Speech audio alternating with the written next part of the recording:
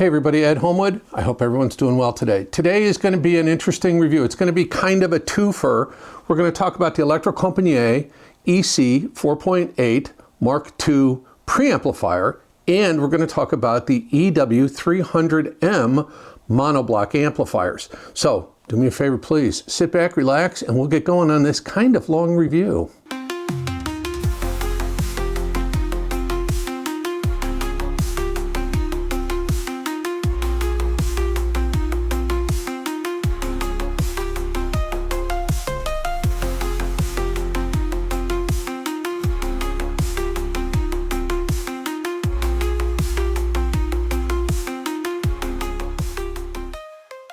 Well, you're going to see the AW300M monoblocks I'm going to insert pictures of them and things like that, and I've got some video. These things are huge. They're 60 pounds a piece, and actually you'll see they shipped them to me in their own individual flight cases. So they're big. So they're not going to make a personal appearance other than when we look at the front, the back, and we go inside, and then some pictures of it. And we're going to do the same thing for the EC 4.8 Mark II preamplifier. We're going to look at the front, the back, we're going to go inside, and we're going to talk about each of the products, their specifications, and about the company Electrocompaniet. So Electrocompaniet's origins are directly tied to Finnish research scientist Dr. Matti Ottola's pioneering research on transient intermodulation distortion, or TIM. In the early 1970s, Dr. Ottola and his team published papers revealing that many transistor amplifiers, despite measuring very well in the lab, suffered from audible harshness caused by transient intermodulation distortion. TIM is a form of distortion introduced when amplifiers with excessive global feedback, you've heard me talk about that, and limited slew rate and limited bandwidth fail to track rapid musical transients. Now, inspired by this research, a group of Norwegian engineers led by Per Abramson set out to build an amplifier that embodied Dr. Ottola's design principles, emphasizing ultra-wide bandwidth, high slew rate, high current delivery, and minimal feedback to eliminate TIM and preserve musical integrity. Now, I was fortunate enough that during my days at Harman, I got to meet Dr. Ottola. And at Harman, we also built amplifiers that embodied those principles. So high instantaneous current capability, ultra wide bandwidth, and very limited negative feedback. And that was the basis for a lot of the Harman amplifiers as well. Although Harman never got quite to the quality of Electrocompaniet, with maybe except a couple of the Citation products. But the result was Electrocompaniet's two-channel power amplifier, first released in 1973, and it was based on Dr. Ottola's research in circuit designs, and it quickly gained attention in the high-end audio world. The Audio Critic, a magazine at the time, famously described it as the world's best-sounding amplifier. Well, that became the foundation for everything Electrocompaniet has done since. So their entire design philosophy is based on the reduction of the elimination of transient intermodulation distortion. So they favor open loop linearity, very careful feedback application if it is indeed needed, and an unwavering focus on transient accuracy and natural music flow. Obviously, these are still the design principles that affect every Electrocompaniet product offered on sale today. So now let's go ahead and talk about the individual items. So let's talk about the Electrocompaniet EC 4.8 Mark II reference preamplifier. I made a note to remind myself to show you it does have a really nice remote control that controls a lot of other Electrocompaniet products. It sells for $5,300, and it has a frequency response of 1 hertz to 200,000 hertz, channel separation of 120 dB. I'll put some specifications up here for what it's worth. The whole concept behind this is it is incredibly well built, and it is a dual mono design. So the EC 4.8 is, like I mentioned, fully balanced, dual mono. It is a DC coupled design for maximum fidelity. Now, each channel has its own power supply. We'll see when we go inside. I'll show you the front, the back, and all the other stuff like I normally do. So it has excellent channel separation and very minimum crosstalk, if measurable at all. It uses high bias BJT output stage, bipolar junction transistor output stage, to deliver ultra low distortion, really wide bandwidth, again, 1 hertz to 200,000 hertz, very low noise floor, and with 47K ohm input and 100 ohm output, We'll talk about more of that when we look inside. It will interface cleanly with any source and virtually any other amplifier, obviously intended to work with their own, and I'll show you those in just a few minutes. This has good goes in's and goes out is, and I'll show you all that stuff. Connectivity is, it's got 2 balanced inputs, 3 single-ended inputs, 1 balanced out, 1 record out, so it can handle a lot of stuff. Again, it is a fully balanced, discrete analog audio circuit. Excellent performance, excellent resolution. We'll talk about that when I summarize everything. So why don't we do this first? Why don't I show you the front? Why don't I show you the back? We'll go inside and talk about what's going on there. Well, here we are looking at the front panel of the EC 4.8 Mark II. I'm going to go ahead and power it up, and it'll go through its startup sequence. That's the Electrocompaniet logo, and there we go, shows its firmware version, so forth, and it'll take a moment to warm up. So power button here, and then our controls for volume control and input selecting. Now on the remote control, it also gives you volume control and input selection. This remote controls some other devices from Electrocompaniet, like CD players and things like that. So anyway, we've got analog 1, and that's our volume level. Now if I go on the down button over here, that's volume down, volume up, and then scroll here, that's home theater bypass, analog 5, 4, 3, 2, 1, and then back to home theater bypass. So very, very simple. Now, one thing the remote control doesn't do is turn this unit off. You have to do it with the button. So now that we've seen the front, let's flip it around and look at the back. Well, here we are looking at the back of the EC 4.8 Mark II. Starting on the right, IEC power socket. We've got some input jacks. They are like telephone jack connectors, inputs for custom home installation, things like that. You have a data port here. I'm not sure what that is for. You have record out left and right. You have home theater bypass or analog 5 left and right. You have analog 3 left and right, analog 4 left and right. You have analog 2 left and right, analog 1 left and right, and then balanced output. So this is primarily a balanced preamplifier. So any of the single-ended inputs get turned to balanced to go out to whatever amplifier you're connected to. So that's a look at the back panel. Let's open it up and look inside. Well, this one is a little tough to film because it's big and I couldn't get it up on my desk, so I apologize for the glare. What you're looking at, front panel here, back panel here, AC power comes in here. You'll notice the only ribbon connector is to provide power to the fluorescent display and also some power to the buttons to control volume and so forth. That's all done with switched relay attenuators.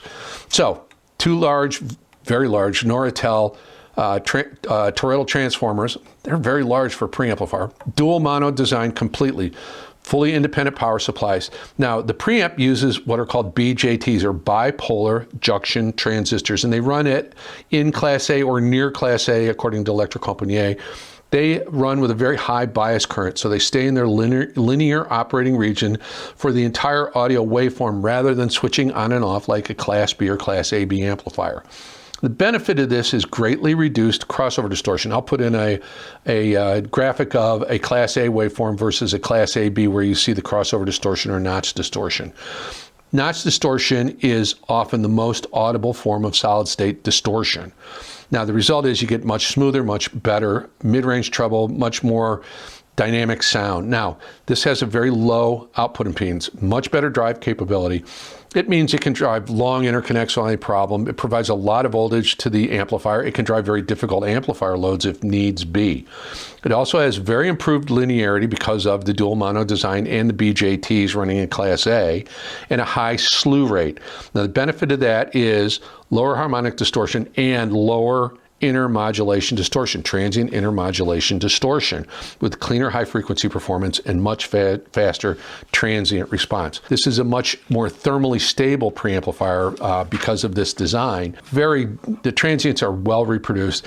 Trade-offs on it are, it consumes a little bit more power than a normal preamplifier, and it makes a little bit of heat, but never too hot to touch and never hot enough to worry about. So as you can see, really beautifully laid out. This is a very well put together, very high-end product. So let's button it up and we'll continue on with the review. Now, as I mentioned at the beginning, when it comes to the AW300Ms, you're going to see pictures. Those damn things are so big and heavy. You'll see, I did a little bit of a video. You know what? I'll insert it now. Well, I thought I'd show you how Electrocompaniet sent me these amplifiers. They came in their own individual flight cases. These things are huge, without question.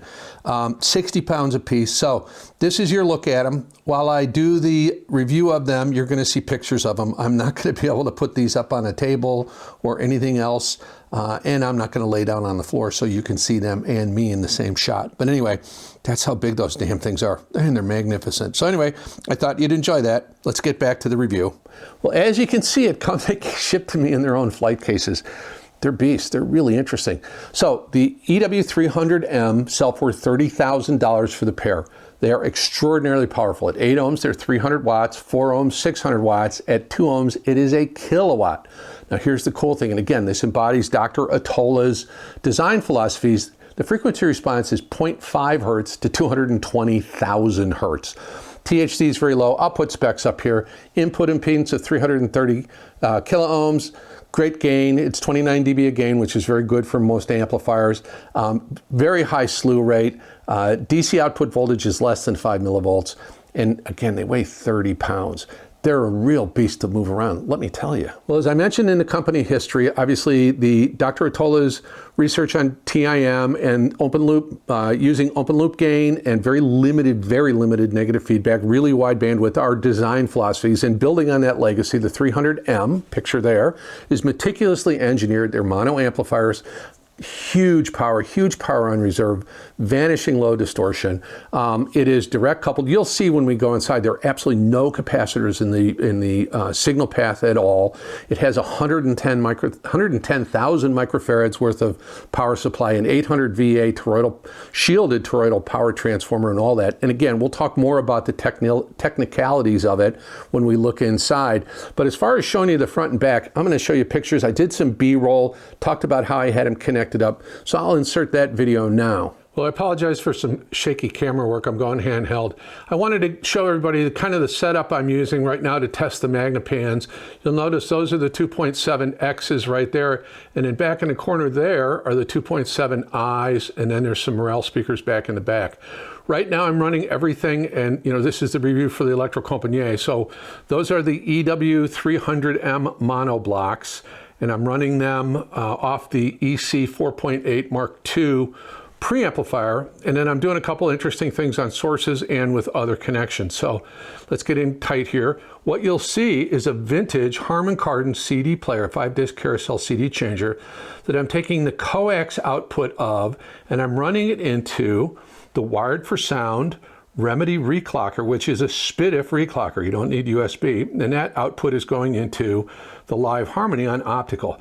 I'm also using the Singzer SU2 for all the USB and any other stuff, and that can go out I2S into the harmony, and that's how I've got it set up. And then there's the Electrocompaniet unit. Now let's take a look at the back of the amplifiers, because there's some interesting stuff going on there, and I'm using some pretty cool cables.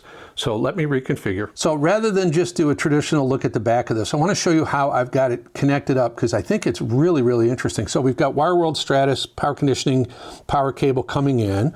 We've got the Crescendo audio cryogenically treated speaker cable.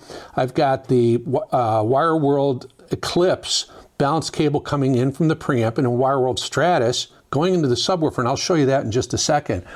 So really, really flexible. You'll see we've got 2 sets of speaker terminals, so if you want to buy wire, you can. We've got that link, which is interesting. So input, this is actually an output, balanced output. You could go to another amplifier if you wanted to. I'm using it to go to the subwoofer, and I'll show you that in just a second.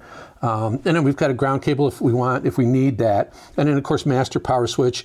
And on the front, I will show you that there is a main power switch. A quick thing, everything sits on IsoAcoustics pucks, but I use these little furniture gliders, the carpet gliders. This amp weighs 60 pounds, and I am not a young chicken, spring chicken anymore. So being able to slide it around on those is wonderful. Anyway, that's the front panel, it's on, and then underneath we've got 2 switches. One turns the display off. Let me find that one. Okay. The other one puts it into auto mode. If it doesn't detect a signal after 30 minutes, it shuts itself down.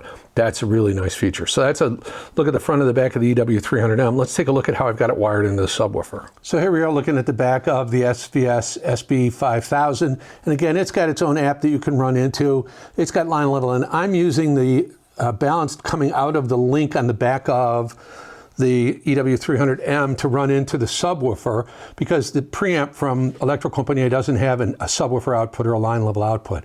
So then I can use the app in here, I can use its crossover, all of the other stuff, and really, really cool. Now, if I wanted to, I could run in from the preamp into here and then run out from here into the amplifiers, and then everything would be crossed over, would cross over the main speakers. But I am running the Magnapan's full range, and I don't, for reviewing, I don't use the subwoofer, but it's on right now because I'm casually listening. But anyway, that's how we've got it all connected. Well, here we are looking at the inside of the Electrocompaniet AW300M mono amp. There's a lot going on in here, and it's a very tightly packed, even though it's a huge amplifier, it's tightly packed. So I'm going to be changing camera positions, and there's going to be edits and things like that to try to show you everything that's going on.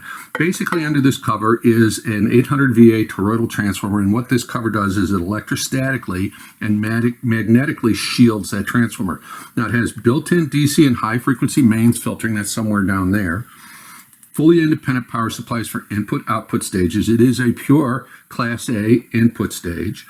Voltage regulated input stages. There's a total of 110,000 microfarads of power supply filtering. It uses hyper-fast soft recovery rectifier diodes throughout, and a real careful circuit layout to keep ground reference free of rectifying currents. Doesn't draw a lot of power even on standby. So I'm going to go ahead and reconfigure, try to get a different angle. I want to show you the output devices. It's pretty cool what they do with it. I apologize, it's a little cramped in here because of these giant heat sinks on either side. I know you can't see them. I'll zoom out and show you kind of an overview again. But really what's going on in here, it's a fully discrete, very high bandwidth, high slew rate circuit. It is a pure Class A input stage, as I had mentioned earlier. It's direct coupled. There are no caps in the signal path. It utilizes JFET and bipolar transistors, low noise metal film resistors, and film capacitors. This amp incorporates Electrocompaniet's high open loop bandwidth topology, and it has a total of 16 pieces of 15 amp, 60 megahertz bipolar output transistors. This thing's got balls. It has a high current gain output driver stage and lots of circuit protection and so forth built in. And I'll try to get it, maybe I'll zoom in right now a little bit, so I apologize for the camera work. Let me see if I can zoom in a little bit tighter and kind of give you an idea what's going on. This is, it's not going to focus. I apologize for that. I'm trying to make do with an amplifier that is huge and tightly packed. But anyway, if you saw the build quality of this thing in person, you'd be absolutely, completely impressed. It is phenomenally well built. And of course, that build quality, all that attention to detail, yields a sound quality that is really kind of second to none, in my opinion. So anyway, that's a look at the inside of the AW300M monoblock from Electrocompaniet. That thing's a beast, isn't it? So let's talk about test gear. We're going to talk about how I tested the preamp first. And I tested it with more than just the monoblocks. So obviously I used the monoblocks. I used the Pearl Acoustics 7040. I used the Gallion Thomas's TSA 75. And I used the Junsung JA99C. Now for sources, I used the Live Harmony. I used the Gustard R30. I used a Schiit Gungnir. I used the Singer SU2 reclocker. I used the SMSL G1 master clock, and I used my normal analog rig. Now speakers, I used the same speakers as I used for the amp, and let's talk about that real quick. So for testing the amp, again, I used the EC8 4.8 preamplifier. I used the Black Ice F362 preamp. I used the Advanced Paris XP700 preamp, and I used Thomas's really neat little tube TSP75 tube preamp. Sources were the same as for the preamplifier, Live Harmony, Gustard R30, Schiit Gungnir, Singer SU2, SMSL G1 master clock, and of course my analog rig. Now for speakers, I had some really good stuff in here. I used the Martin Logan ESL 11As. It's a very beautiful, detailed, amazingly good resolution speaker, and it was an excellent combination with the amps and this preamp, or with those amps and almost any preamp for sure. I used the Magnapan 2.7Is. That was quite good, a little bit mid-forward, but we'll talk about that when I do the review of those speakers. I used the 2.7Xs. Holy cow, What a difference. We'll talk about that when I review those. And then I used the very expensive $22,000 pair TAD ME1 TX. That was hyper detailed. I'm going to talk about all of that in the summary, but that speaker is very much a studio monitor, and so it is hyper detailed. And if there's going to be any issues with the electronics that precede that speaker, you're going to hear them in that speaker. There were no issues whatsoever. So let's do this. I did use some music. I want to tell you a little bit about that. Then I'll come back and I'll summarize everything, and we'll wrap this review up. So the music I used for this review came from the Old Guy Hi-Fi Test Tracks Volume 1 playlist. There will be a Tidal and Qobuz playlist in the video description, and if I have time and I can get it done and it's possible to do, I'm going to try and create a Spotify, high-res Spotify playlist as well, and if I can, I'll include that as well. So the first track I used was this track from David Alberman and the London Symphony Orchestra. It is Carl Jenkins' Palladio 1 Allegretto. Now, Carl Jenkins is a very famous composer, and he's composed for lots of different genres. You might recognize this. He did some other songs that were very famous and used in De Beers Diamond commercials. Anyway, so on this particular track, the instrumentation is bright. There's very articulate strings. They dominate the entire track. Listen for crisp bowing and very precise articulation on the strings because they're en masse, and you can pull out individual instruments. Dynamics and rhythm on this is very energetic. There's a rhythmic pulse, very playful accents in it, kind of lively allegretto tempo. It moves very nicely. It's got a good pace to it. And its tonal character is very clear, very polished orchestral timbre with very clean, vibrant mid-range. And from an imaging and spatiality standpoint, it's well balanced. It's a very well balanced orchestral stereo image. Strings in front, supporting harmonies behind. Get a really good sense of depth and space with this very, very good track for that. And this gear did a great job with it. We'll talk about that in the summary. So what was the next track I used? So the next track was this track from Larry Carlton called Sunrise. Now, Larry Carlton is a very famous guitarist, very famous session guitarist, played a lot with Steely Dan. It was, a session guitarist for very many famous Michael Jackson albums, things like that. On this particular track, the guitar tone is very smooth, warm, kind of slightly rounded electric guitar with a very gentle sustain. There's not a lot of reverb being applied to it. The rhythm section is kind of soft. There's steady drums, very smooth bass. They kind of provide this very relaxed kind of groove. Keyboard pads add some harmonic warmth. It's just a very good pace to it, a very easy listening song without question. From a tonal character, very warm, very mellow, kind of caramely, laid back. It emphasizes melodic clarity and subtle dynamics more than big transients or huge swings in sound. From an imaging and spatiality standpoint, the instruments are close and very intimate. Obviously, this is a studio recording, so wherever the instruments live or where the mixing engineer put them, but there's a little bit of light reverb that kind of gives a sense of more space than what you might expect, from instruments that were probably recorded in their own individual booths. So it's a great track. So the final track is really interesting. It is the Ozone Percussion Group Conflict of Interest. Now, this is very much percussion-focused track.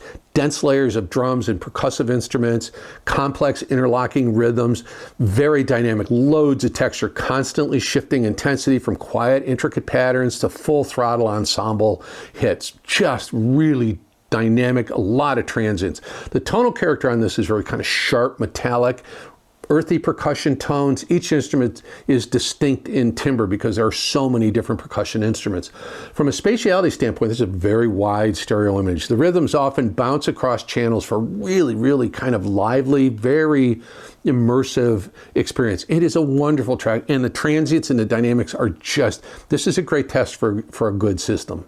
Well, before I go into my summary, I thought I might talk about, potentially who these products are for. I mean, we're looking at $35,500. It's quite expensive. This is for someone who's looking for very high-end, very high-performance gear.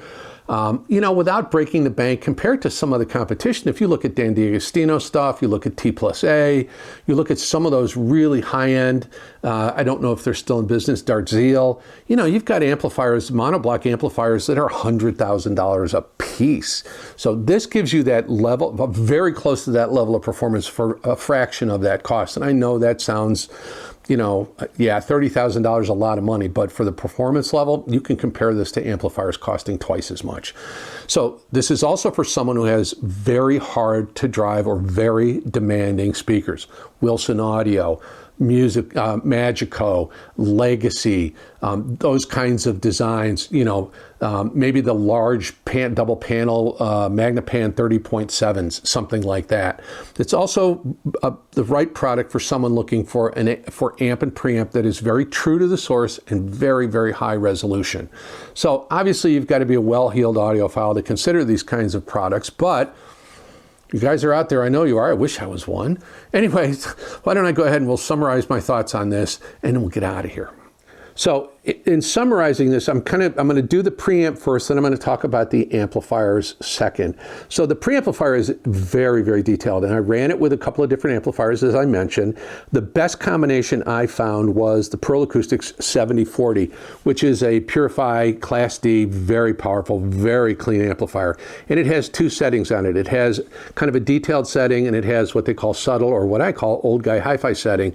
And on that setting with this preamp, it was really beautiful, excellent detail, great resolution, wonderful dynamics. This is very neutral to the source.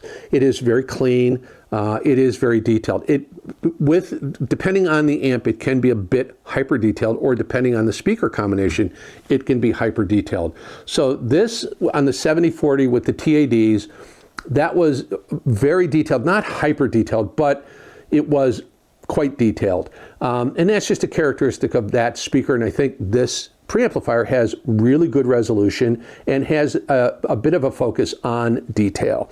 Now, with the 7040 amp, it was great.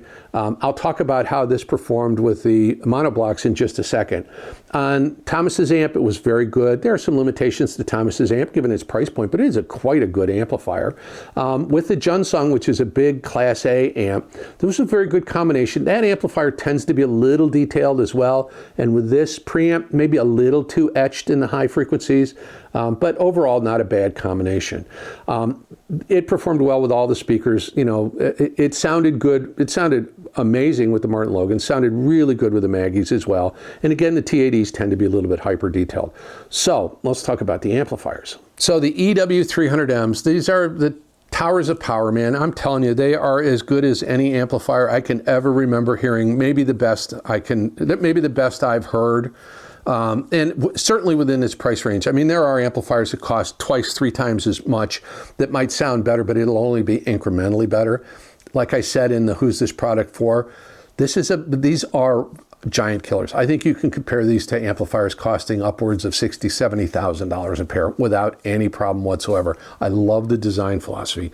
They are super clean, very high resolution. The microdynamics that these amplifiers provide are just amazing. The transients and dynamics, they are a bottomless pit of power. The bass was absolutely bottomless, unlimited. If the speaker would go there, the amplifier would take it.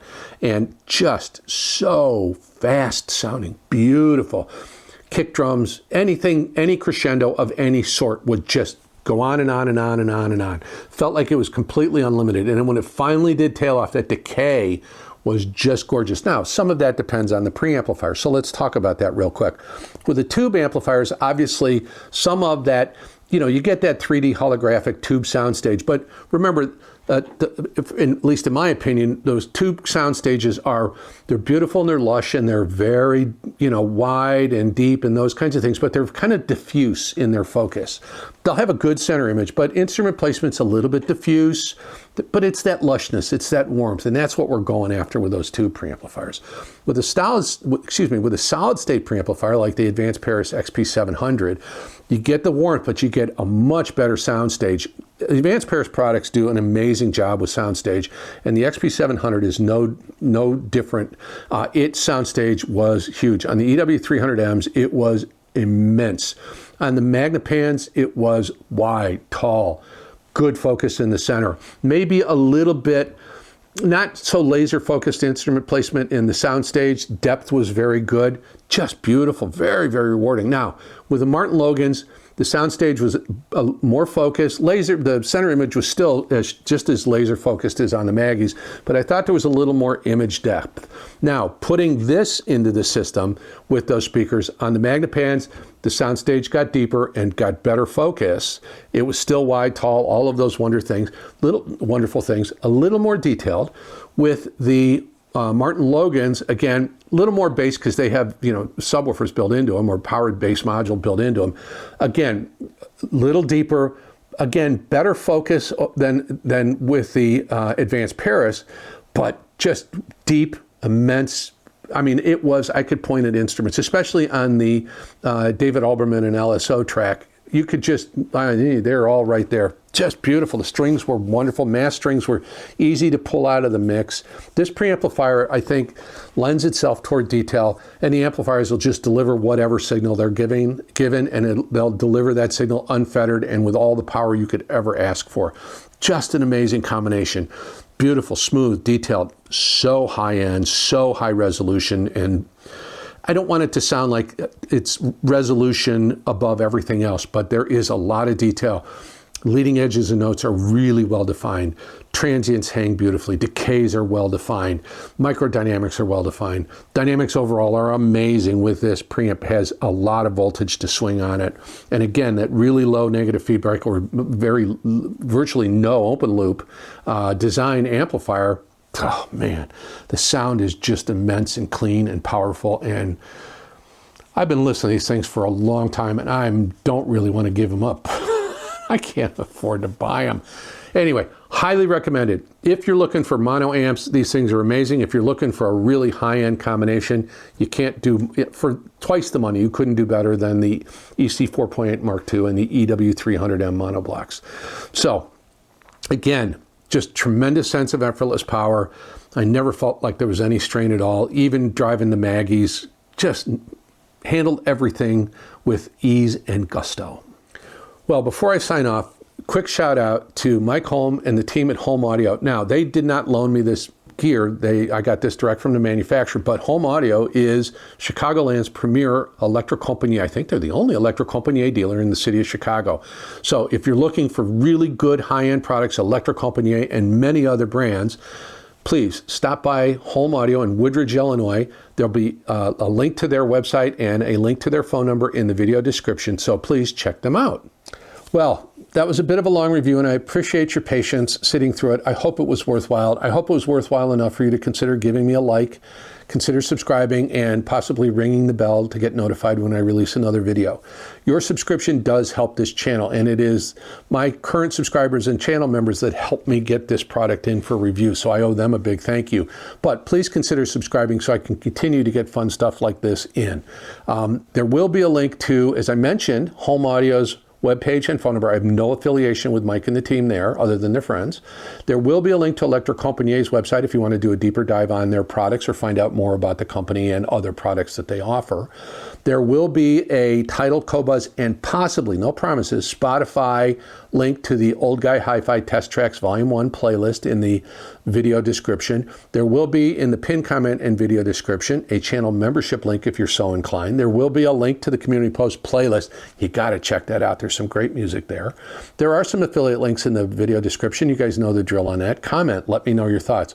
I know, it's too rich for my blood. I can't afford it, da-da-da-da-da. You know what? I get it. I can't afford it either, but wouldn't you, given the chance, want to play with stuff like this? Yeah. And I've had experience with gear like this in the past, so I thought it was well worth it. Hopefully we can learn something from it. Hopefully we can have some fun with it. Hopefully it'll give you some insight into how the other half might live, maybe the 1%. I don't know. Comment, let me know your thoughts. I think that's everything. Please like, subscribe, comment, follow me on Instagram if you want. My name is Ed Homewood. This is the Old Guy Hi-Fi channel. And you know what? I always tell you the same thing. Please take some time out of your busy day. Put on the music you love. Just sit back and listen, relax, and unwind. Thank you so much for your time. I'm grateful for it. I really hope you have a wonderful day.